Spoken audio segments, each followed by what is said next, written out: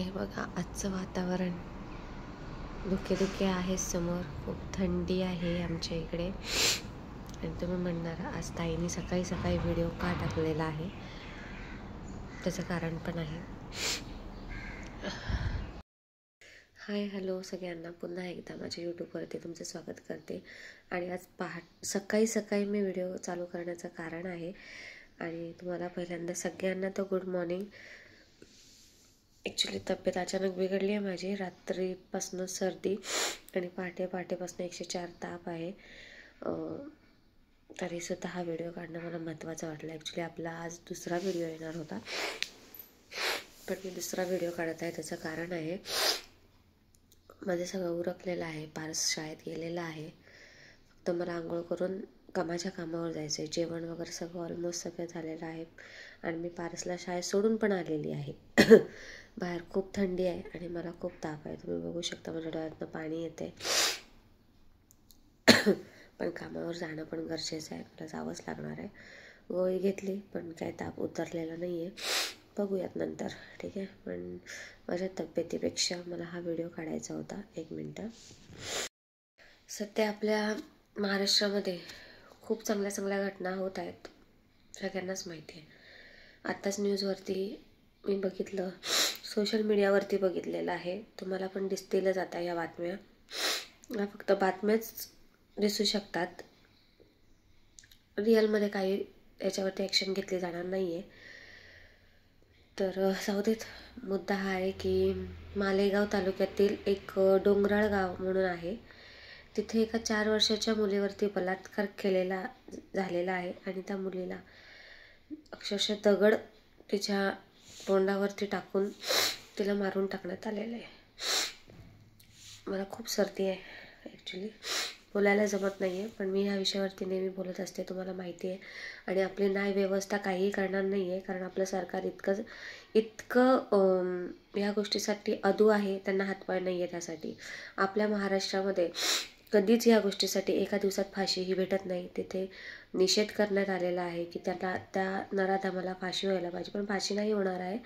फक्त तारखांवरती तारखा दिल्या जाणार आहेत. बाकी काहीही होणार नाही आहे. दुसरं काही होणार नाही आपल्या इथे, कारण तो व्यक्ती करून मोकळा झाला आणि त्या मुलीलाही मारून टाकलं त्याने.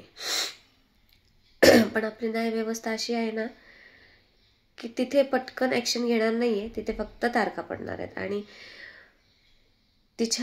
ज्या मुलीवरती हा अन्याय झाला आहे, तिच्या आईवडिलाला पण तिळ मारणार आहेत, रोज मारणार आहेत. आणि ह्याचं कारण फक्त आणि फक्त आपली भारत सरकार, आपली न्यायव्यवस्था आणि आपणच निवडून दिलेले नेते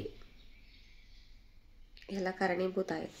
ह्याच्यावरती जर त्यांनी पहिल्यांदाच ॲक्शन घेतली असती ना, मच्छर येतो आमच्या इथे, पहिल्यांदाच जर ॲक्शन घेतली असती ना, तर ही वेळ कधीच आली नसती. 1 मिनिट जर थांबा, जरा बोलते तुम्हाला. पाणी तापत ठेवलं मी. सॉरी, ॲक्च्युली सर्दी पण खूप झाली आहे. मला नाही बोलवत आहे मला, पण अशा गोष्टींसाठी मला नेहमी बोलावं असं वाटतं. आणि आपण बोलूच शकतो, दुसरं काही नाही करू शकत. आपल्या हातात दुसरं काही नाही आहे, बरोबर आहे ना. पण फाशीची शिक्षा देणं कितपत योग्य आहे हे पण तुम्ही मला सांगा. आता तुम्ही बोला ही अशी का बोलते, तर माझ्या मते ना, अशा लोकांना ना कोर्टात नाही, न्याय हा भर चौकात होतो, कोर्टात होत नसतो. कारण तिथे फक्त तारखा पडणार आहेत, दुसरं काही होणार नाही आहे. तो व्यक्ती जेलमध्ये बसणार आहे, मस्त आरामाची जिंदगी जगणार आहे, 2 टाईम खाणार आहे, हातपाय हलवणार नाही, तिथे झोपा काढणार आहे. जे होईल ते होईल असा विचार करून तो व्यक्ती तिथे थांबणार आहे. दुसरं काही होणार नाही आहे. त्यापेक्षा तुम्ही भर चौकामध्ये त्या व्यक्तीला अशी शिक्षा द्या. आता काय बोलू, तोंडात इतका घाणेरडा शब्द येतोय ना की इथे बोलावं असं वाटत नाही. कारण ही सोशल मीडिया आहे. आणि मेन की माझे व्हिडिओ खूप लोक बघतात, खूप 1200, 1300, 1000 खूप लोक मला व्ह्यूज असतात. त्याच्यामुळे असले घाणेरडे शब्द काढावेसे वाटत नाही तोंडातनं. नाही तर माझं तोंड म्हणजे लय बेकार आहे. तरीही बोलते. असलेल्या लोकांना भर चौकात आणून नागडा करून त्यांचे ज्या गोष्टी त्यांच्या फडफडतात ना, त्याच गोष्टी नष्ट केल्या ना, तो माणूस तीळ तीळ तीळ तीळ रोज तुटणार आहे. कळलं? त्याला एकदाच फाशी देऊन मारायचं नाही असल्या लोकांना. त्याला काय, फाशी दिली, विषय संपला. पण पण आज त्या मुलीनंतर तिच्या आईवडिलांची काय अवस्था होत असेल. ह्या दिवसासाठी त्यांनी त्यांच्या मुलीला लहानाचं मोठं केलेलं असतं का? या नराधमांसाठी त्यांनी जन्माला आणलेलं असतं का मुलीला? आपलं मूल कसंही असू दे, लुळं पांगळं तुटलेलं फुटलेलं कसंही असू दे, पण ते आपल्या आईसाठी खूप महत्त्वाचं असतं. आज त्या आईला ते मूल भेटणार आहे का? आज भारत सरकार आपलं एकच करेल, त्यांना भरपाई द्या, हे द्या, ते द्या. पैशाने तुम्ही त्यांचं मूल विकत आणून देऊ शकता का? देऊ शकत असाल तर नक्की आणून द्या. काही जणांना माझं बोलणं पटणार नाहीये, हे मलाही माहिती आहे, पण ही भरपाई होत नाही. जर भरपाई होत असेल ना, तर ती एकाच गोष्टीची होते की त्या व्यक्तीलाही, ज्यांनी हे कृत्य केलंय, त्याला ही शिक्षा आहे. फाशीसुद्धा नाही आहे. त्याला रोज थोडं ना थोडं थोडं थोडं थोडं थोडं मारलं पाहिजे त्या व्यक्तीला. तेव्हा त्याला कळेल की आज काय अवस्था झाली असेल त्या मुलीची. 4 वर्षाच्या मुलीमध्ये तुला काय भेटलं रे? काय भेटलं तुला? फक्त तुझी जे राक्षसी पेशा होता तुझा, तुझी काय बोलू आता या शब्दाला, असे घाणेरडे शब्द आहेत ना तोंडामध्ये, खरंच घेऊ पण वाटत नाही तिथे. खूप घाणेरडे शब्द आहेत माझ्या तोंडात, पण नाही बोलू शकत मी, कारण इथे नाही बोलता येत हे शब्द. काही लोक बोलतात, पण मी नाही बोलू शकत. आणि त्यांच्यापेक्षाही घाणेरडे शब्द माझ्या तोंडात असतात. खरं सांगू, जर ही गोष्ट जर माझ्या हातात झाली ना, तर खरंच मी हेच करणार. रोज त्या व्यक्तीला थोडं थोडं मारणार आहे. म्हणजे त्याला कळेल आज त्या मुलीला काय वेदना झाल्या असतील जेव्हा तो हे कृत्य करत होता. जाऊ देत. फक्त एवढंच म्हणेन की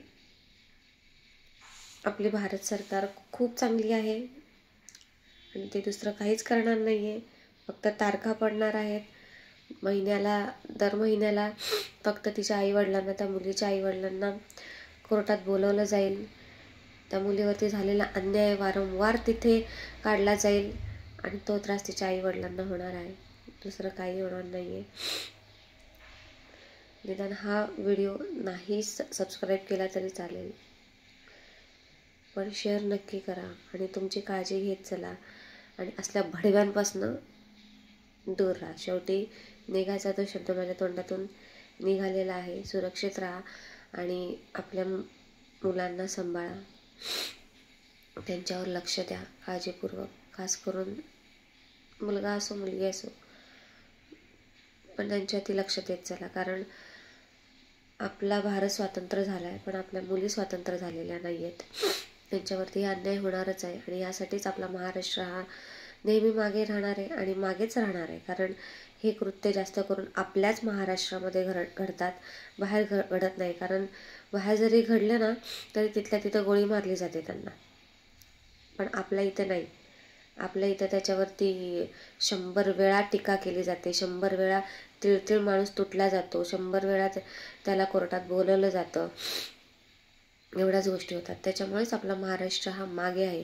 जर आपण एका दिवसात ॲक्शन घेतली ना, तर परत कोणाची हिंमत होणार नाही या गोष्टी करण्यासाठी. आणि खरं तर तुमच्यासाठी भरपूर ऑप्शन आहेत. ज्यांना हे असले फालतू माणसं आहेत ना, ज्यांचं फक्त मुली बघून असली लाळ गळते ना कुत्र्यासारखी, त्यांच्यासाठी भरपूर ऑप्शन आहे. पण त्यांना ते नको असतं, कारण पैशाने विकत घ्यावे लागतात ना, त्यांना पैसा खर्च करायचा नसतो. अरे भोसडीच्यानो, आपली लायकी पण नाही आहे. लायकीत राहा जरासे. आपली लायकी नाही आहे पैसा कमवण्याची. पण जा ना, तुमच्या घरामध्ये तुमची आई बहीण नाही का, त्यांच्यावरती उडा ना. पण त्यांच्यावरती उडणार नाही. आपले आई वडील, आपले आपल्या बहिणी, आपल्या आई, तुमच्या घरात जेवढ्या लेडीज आहेत त्या सेफ राहायला पाहिजेत. आणि बाहेरच्या काय तुम्हाला टाकलेल्या वाटतात का? तुमच्यासाठी जन्माला घातलेल्या आहेत का आम्ही मुली?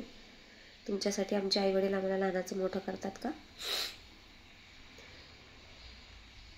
सॉरी की मी वेडेवाकडे शब्द बोललेली आहे, पण नाही राहिलं, मी बोलली. असल्या भडव्यांना असलेच शब्दात कळतं.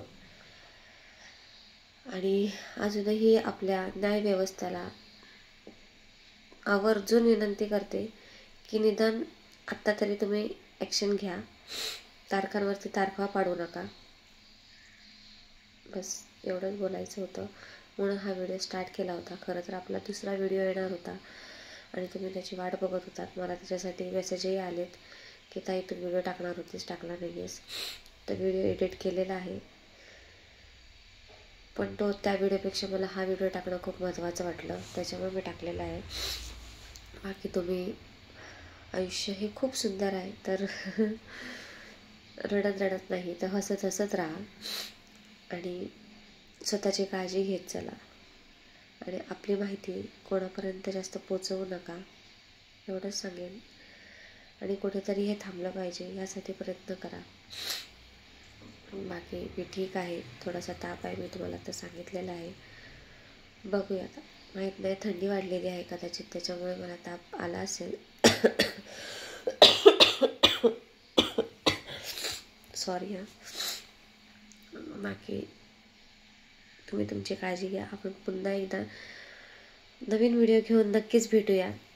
आणि हा व्हिडिओ नाही सबस्क्राईब केला ना तरी चालेल, पण जास्तीत जास्त लोकांना शेअर करा. चला तर मग आपण नंतर भेटूया नेक्स्ट व्हिडिओमध्ये. तोपर्यंत तुम्ही काळजी घ्या, स्वस्त राहा, मस्त राहा, माझे व्हिडिओ बघत राहा. चला तर मग, बाय बाय.